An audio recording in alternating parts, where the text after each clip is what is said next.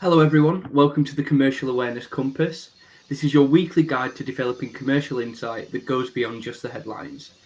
Each week we take one major story and break it down to help you progress through three levels: beginner, intermediate and advanced commercial awareness. Whether you're just starting or already have some understanding, this programme is here to help you think like a commercial lawyer. By the end of today's session, you'll have practical insights that you can use in applications and interviews. So my name is Daniel Shepherd. I'm a law conversion student and a future trainee solicitor. And today I'm joined by Emma, a solicitor with extensive experience in commercial law. And Emma will guide us through today's story, highlighting the business and legal implications for aspiring lawyers like yourself. So thank you for joining us today, Emma. Thank you, Dan. Happy to be here. Well, we're happy to have you. So this week, our story is on kind of the legal battles shaping the entertainment and branding industries. So this week we thought we'd have a look at the BAFTAs. So to start this, let's break down for those that are new to commercial awareness. Would you be able to give us an overview of this week's story? Of course, yes. So on Sunday, the 16th of February, the 78th annual BAFTAs was held. The 78th, that's how long they've been going for. And you would think, why are we talking about an event like this? You know, you might see it in the press, in magazines, and whether you have an interest in the film industry or beauty, fashion, things like that, like to keep up with what's going on, or you don't, you will know that there's been a big event like the BAFTAs over the weekend. So I thought it would be good to lead with something like this where, you know, it's kind of fun, it's really relevant, but then break down as to how does that link to commercial awareness? Because you might be thinking that would be a really cool thing to talk about, because I get it. I know what it is. It doesn't sound daunting. I understand what the BAFTAs are. They've been going on for a long time. And, you know, we are all interested in some form of entertainment. But then to have a look at what relevance has got to commercial awareness and lawyers. So I thought we'd start there, Dan, with something a little bit fun today. To be fair, that sounds great. So what are some of the key terms or concepts that we can understand around entertainment, specifically the BAFTAs, that aspiring lawyers should understand? This is why I really like this topic as well, because I'm not going to start with any key concepts that are going to blow people's minds at this stage of the compass today. It's going to be things that you already know about.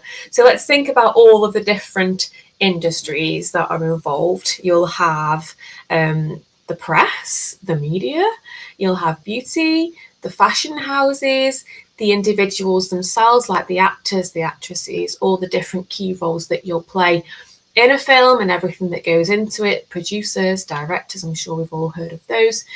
The red carpet, everyone knows about the red carpet and kind of what that embodies and how many eyes are on you. You've also got the paparazzi. These are terms that we all know, whether we were a law student or not. People who don't touch upon law will know about them. And I think that's, again, why I said I would like to lead with those, because they aren't overwhelming. But into every single one of those, either individuals or businesses or concepts that I've just mentioned, there will be a legal implication, of which we'll get onto a little bit further on in the compass, as we usually do with the different levels and stages.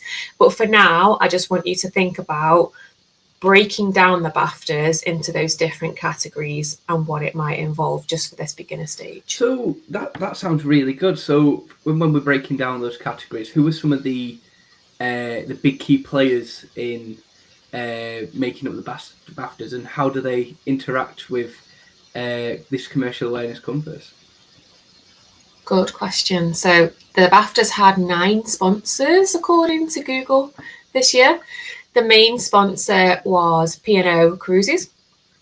And you think all of those sponsors are big businesses in their own right. So businesses sponsoring an event, you should think commercial awareness, and then therefore what lawyers are involved and at what touch points.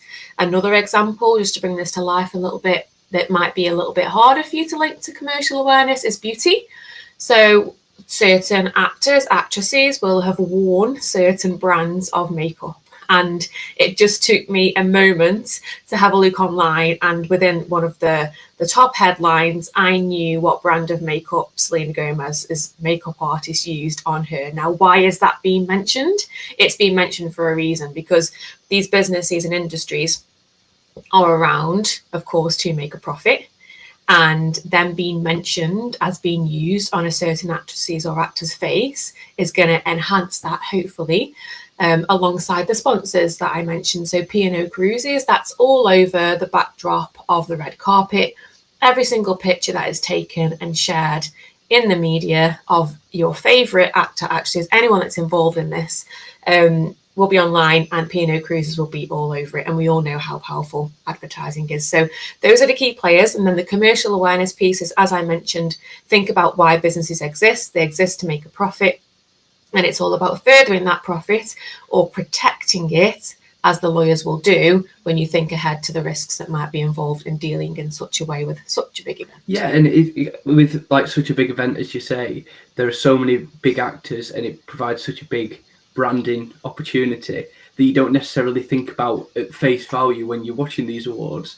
So that'll be really interested to dive into a little bit more in our next stages. So at the beginner level, the goal is just to understand the basics, what's happening, and what is broadly important. So this is foundational for moving into the deeper business and legal impact.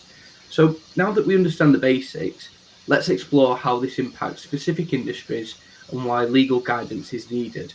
So, Emma, how does the BAFTAs affect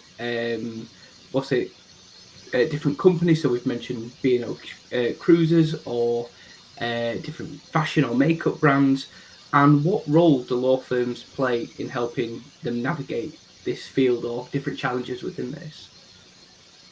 Thanks, Dan. Yeah, so as we move on to the intermediate, let's stick with P&O a little bit longer. And of course, I didn't look at their profits, but there are a huge business, I'm sure, turning over millions.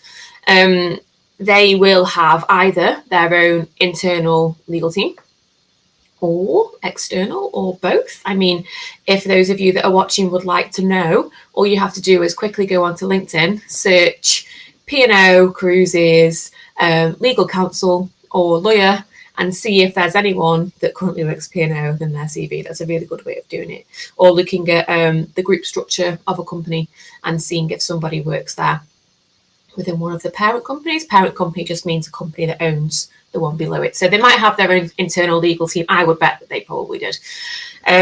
They will be looking at the legal implications to having P&O sponsor an event such as the BAFTAs. So they'll be thinking about, first of all, they'll get an instruction from the business to say how much money they would expect it to cost them to have the privilege of being advertised all over the BAFTAs, because you will commonly see BAFTAs sponsored by the lead sponsor P&O, and then you've got the other 8 that follow below it. And by the way, that order will dictate how much is being paid. So the main sponsor, I imagine, would pay more. So that's the instruction that they will get. We would like to take the opportunity to be a part of this. And you might think at first, like, cruises and films, like, how does it link? But that's another job for maybe even a lawyer would think about reputationally, does this really work for your business? And of course, together with the marketing team and everyone else involved, they came to the decision that they would really like to do it. So when we are looking at the intermediate level for moving on to what lawyers would be involved with there will be a sponsorship deal and a contract drawn up. Now, this contract wouldn't have just been the day before. It would have been in process for a long time, since well before it was announced who that was going to be. So the lawyers will take an instruction and either find a template of a sponsorship agreement, or if they've worked on one before, they'll find one of those, or the law firm will provide them with them, and they'll walk through all of the different things that go into that contract. And therefore, your lawyers are talking, you're involved, and I think that's the important first step to think about here. So for an in-house legal team for a firm, for a company sponsoring such a big event, what might some of the challenges the in-house legal team or law firms encounter when coordinating such a large-scale event or large-scale investment? Good question again. Thank you. I think it's probably first of all going to be the management of their stakeholders.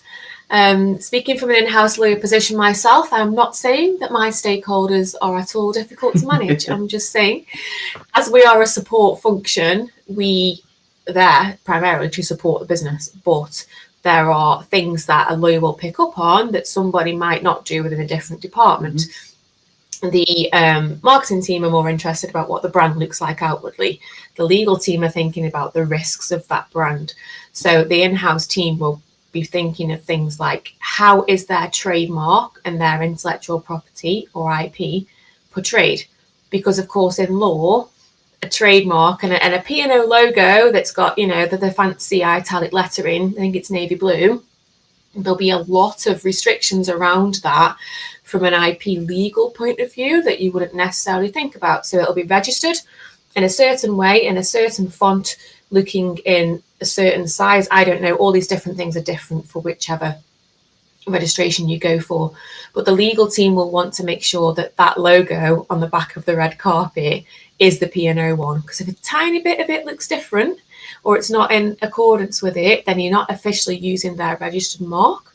These are things that we, you know, people will often say, oh, lawyers are just thinking about silly things that will never happen, or always got the pessimistic head on. But imagine if there wasn't a protection in the contract to say that the BAFTAs or whoever printed that backdrop didn't use the right logo and it was wrong, the uproar that would cause. So it's our job to think about things like that. And then you've got reputational. If something huge happened at the BAFTAs and it came out afterwards that some big security break-in, or I don't know, or something just horrendous, so it was all bad press the morning after the BAFTAs, thankfully it's not been, then, and P&O are attached to that, who's liable? You know, whose fault is it? Do they get part of their feedback if they're not benefiting from the sponsorship?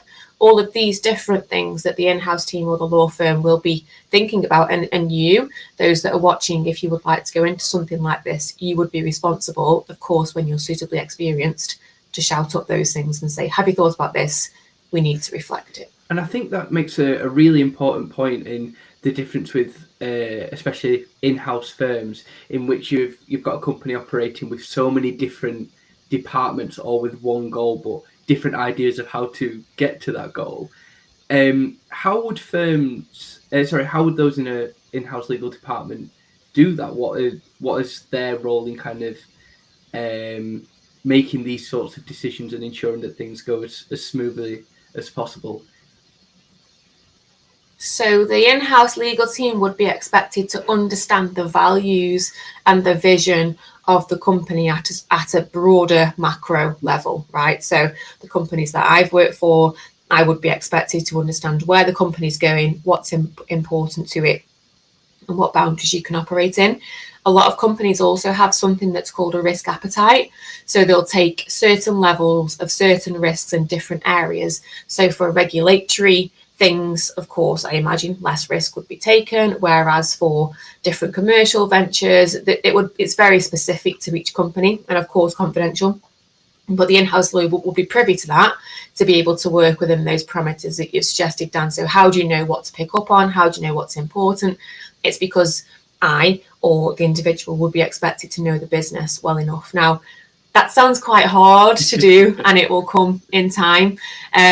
But the commercial awareness point as well to add here is that might be a lot more difficult for a law firm because they aren't internal.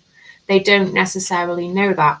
So if you're working for a law firm and you don't understand what a big business like a sponsorship deal or whoever you're representing, you don't know what their risk appetite is, you can ask. And even to mention an interview, that one of the first things you'd like to know is to understand what risk can my client take on this deal, how important is it to them, what other priorities have they got. That's a really brilliant way to show that you're really understanding and getting into at least the intermediate or perhaps expert level of commercial awareness, because you're thinking about your client and the longer term strategy of what they might have. So it's an awareness kind of mingled in with having that foresight of the lawyer's mindset of the commercial side of a dealing, and not being afraid to ask questions, I guess. Well, actually mentioning risk will nicely move us on to the advanced session. So at the intermediate level, think about how businesses are affected and how law firms support them. This is where you can connect commercial issues to practical legal work. So in the advanced session that we're now in, so if we think strategically, what proactive advice might law firms offer their clients in cases like these, not only to manage risks, but also seize potential opportunities? Manage risks and seize opportunities. So let's start with the opportunities, because I know that so if you think about sponsorship deals generally, we'll stay with this line because I think it's quite interesting to continue the trajectory through the different stages. If you think about sponsorship generally, you might have a sponsor of a sports event or another respected, let's have a think about different sponsorship deals. Sports is a really good one. So you think about the front of a football shirt, for example. Sometimes they will last more than one season. So an opportunity there, clearly, from something that you see all of the time and you wouldn't think about, an opportunity that a lawyer will be pointing out there is, this doesn't have to just be for one event. It doesn't have to be for one BAFTA. It doesn't have to be for one season. Do you want to lock in a bit longer? If you do, you might get a better commercial deal, commercial value. Think about how long's the Etihad been called the Etihad for Man City? Like they would have arranged a longer term sponsorship deal for things like that, and then covering, of course, all different things, not just the name of the stadium, but that's an opportunity. So there's the term of the contract and the term of the commercial and legal relationship that you want to go into. The risk of that is, how do you get out of that contract if something goes wrong? So if Etihad or Man City, it could be any, were involved in something that one of the parties thought would put someone's reputation into disrepute, which just means it would affect the reputation of one of those big companies, a lawyer would be expected to see the risk of that. If you're locked into a contract for 5-10 years and there's no get out clause for any damaged reputation, and I was the lawyer on that, I would be thinking, I've messed up. I should have thought about that in advance. So those are the kind of risks, again, that go into it. The long-term strategy of the business, of course, you'll have people saying, if we lock this in for longer, it means we don't have to involve lawyers every 1 year and all of this, and there'll be lots of different reasons why. But commercially, and having the awareness to think about what happens in the real world and how that could impact on the deal is very important for a lawyer to think about. And I think that probably puts us, referring back to the last session, in the difference between an in-house and a role and a legal, working from a commercial firm outside of the company, in which, how do they spot those risks and greater trends? So you can kind of look at it in two different mindsets. If someone's working in-house and they know the direction that the business is going and what they want, they may view it completely differently to a lawyer who is seeing more of the general picture of how different businesses are going in different directions. So that could be something that's interesting to pick up on with, especially with this sort of case, because obviously with stuff like press and media and events, that kind of thing, having that broader knowledge of where things are going is quite important.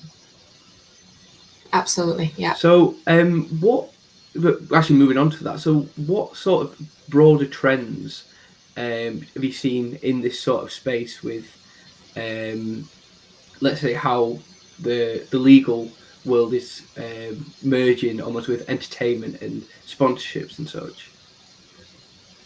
I've definitely seen, from speaking in the work that I do with aspiring lawyers, a lot more want to be involved in an area of law that is tangible, right? So we started off, I spoke about the BAFTAs. It's quite fun, it's relevant, and it's a nice thing to talk about, and then to relate it to law. Hopefully those that are watching or watching back and listening will now think, oh, actually, the law can be quite interesting, and if this might be an area of law I'd like to look into. I'm seeing a huge trend of those wanting something that means something to them or is quite interesting or they can make an impact on, and be proud of what they're working within the law. There are a lot of other sides of the law that, you know, aren't as high profile, that might be equally as enjoyable depending on the person. But I would say a definite trend is that law firms are also starting to market towards those individuals that want this sort of thing. So we have a media and entertainment department, for example. You could do a seat in that area of law, and all these things that we've spoken about, you know, which makeup artist is worn by who's being paid to advertise that, if anything, which press are allowed to mention it, who's got the exclusive rights to so-and-so's outfit, or different type of perfume. Some people walk on the red carpet with a certain perfume. That's all been arranged, and probably there's been a lawyer involved. So if you're the lawyer, even as a trainee, working on that, and you can say, you can wait for it to come in, oh, that person should hold this perfume so you can see the logo. I put a clause in the contract to say that needed to happen. And I think that's quite cool. I think that's a nice future way of looking at how the law can attract young talent too. That's a definite trend that I'm seeing. But then also, of course, we've got ESG and all the environmental points that go into this, which is always going to be a hot topic and emerging area and trend of law at the moment. So I would say those two things that come to mind for me, Dan. Well, we'll go into the kind of legal and social part first. So yeah, as you said, I think it is quite an interesting trend that's opening up, in which you're able to get kind of more, I don't know what the word I'd use is, but like more different, very different kind of seats, in which you're equally as worried about the social impact and reputational impact as you are the legal aspects. So what would you say that trend has been with kind of the social or reputational view that maybe in-house lawyer would have to also take into account? Mm-hmm. I think depending on your views in this area, everybody feels differently, of course. But looking at the implications to the environment, for example, some people might not want to work with or for an airline because of, you know, people might not. I know people who try to abstain as much as they can from flying because they've done a lot of research into the implication that that has on the environment. And then it's difficult when you're looking at your role if you get a client that comes across your desk that's an airline. People are becoming a lot more conscious of things like that. And there's also, we live in it's quite a capitalist society, you know. Again, that might be a personal view, I don't know. But there, people don't, there's this, you know, don't put profits before people. People just come and put profits.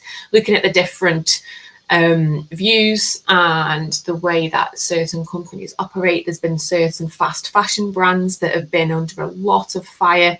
They also have in-house legal teams. Do people want to work for them? Yes, that of course there will be people who really do, but also those that have got this heightened awareness of the social impact and if they want to be involved in things like that. But of course, there will need to be a lawyer protecting their interests, and not everything you read is true. You've got to vet those things as well. Obviously, I'm all talking hypothetically. So it's an interesting way of thinking about trends, future aspirations, and the impact on businesses commercially. And for a commercial awareness point of view, it's why it's also important to do your research on things, because if you're acting for one of those clients and you aren't aware of what's going on in the media or of what might have been happening recently in their annual reports, for example, you'd probably be omitting some key information that could help the client. So it's a good recommendation that you've led me to there as well, Dan. Yeah, so there's definitely multiple different approaches that a lawyer in this space would have to, like different aspects that they definitely have to look to, which you probably wouldn't think about on a face value basis, which is really, really interesting. So before we close the session, are there any other areas of this story or things that are kind of changing in the legal space that you think people should also draw upon, or look towards, or maybe research after this episode? I think Yeah, thanks, Dan. There's just one more thing I'd like to mention before that, and I think it's confidentiality. Oh, yes. So, as a lawyer, you will learn early on how important that is. And when we started with the BAFTAs, we were talking about all these different brands. Somebody somewhere would have been responsible for keeping that quiet, and lawyers are often involved from an early point in time. So with these sponsorship deals, it would have taken months, if not over a year, to negotiate everything that went into that deal. So it's just another nod towards, if you are trying to improve your commercial awareness in this respect, think not only forward looking but backwards as to what a lawyer would have been doing there, and then what you'd expected to do and know about. There's lots of lawyers who've got their heads full with things that they just can't share at the moment, and as soon as you get an awareness of that, and if you can show your future employer that you've got that as well, it's really valuable. And then I think anything else from a future trend to think about? Future challenges, maybe. Is it going to become more difficult to find a role in these areas because it's becoming more popular? Setting yourself apart from the competition. That's why you're here watching the Compass, so that you can do that. And making sure that if you are really, really interested in the media and entertainment industry, or anything that we've touched upon and how that links to commercial law, to really be hot on the tips that we've spoken about today and thinking it through in this way. That would be my advice as well, I guess, to close with. Well, that's great. And I think it is an area which, as I've said, you look at it on face value and you don't fully realise how many different areas or different factors, and especially legal factors, come into making one huge event. And also, I think it's really, really interesting to dive into. So thank you so much, Emma, for this. It's been really, really interesting. And also, I'll be having a little look afterwards at the BAFTAs and what's been going on, and see who the sponsors are, and checking everything through. So absolutely. So thank you for joining today's Commercial Awareness Compass. So remember, commercial awareness isn't just about keeping up with the news. It's about understanding why events matter to clients and how law firms provide strategic value. Whether you're at the beginner, intermediate, or advanced level, always ask yourself, how does this impact clients, and what can law firms do to help? Join us next week to keep building on your commercial awareness. Until then, prepare without the panic. Thank you.